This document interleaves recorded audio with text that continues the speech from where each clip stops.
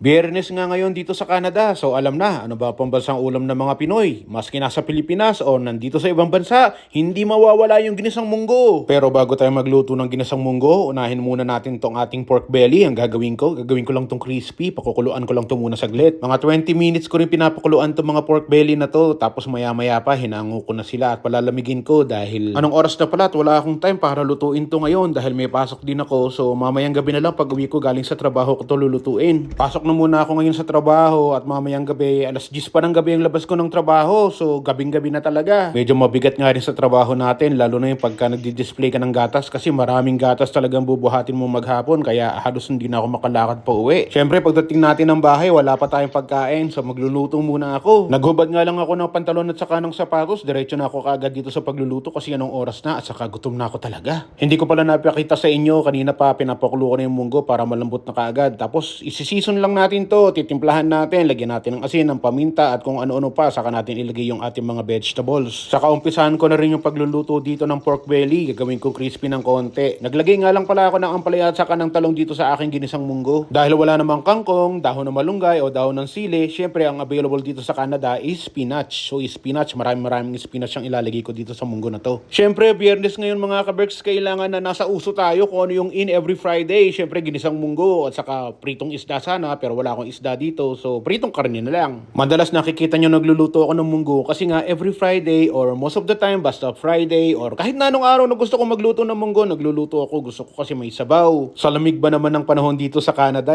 syempre talagang kailangan palagi kang may sabaw. So yan ang niluto natin para sa araw na to. Kakain na ako ka-Berks at tara, saluhan nyo ako. Marami nga pala ako nilutong munggo. Yung iba babaunin ko bukas, yung iba almusal ko, tanghalian ko, baka hapunan ko na naman bukas pag uwi ko ng bahay. Ganun talaga. Nandito sa Canada, pagka wala kang time magluto, talagang kailangan kahit pa paano may diskarte ka. Yung mga niluto mong ulam, damihan mo na para may stock ka sa bahay, init-init na lang. O sige na mga ka-Berks, nagluto na ba kayo ng ginisang munggo? Chris Cusinero nga pala, ang inyong kapamilya, kapuso, katropa, kabarkada at ka-Berks. God bless sa inyong lahat at mag-iingat po kayo. Ano man ang hamon ng buhay, palagi ka lang sumabay. Piliin mo laging sumaya, kay Chris Cusinero panalo ka. Di lang pagluto at sa kusina, sa adventure ay kasama.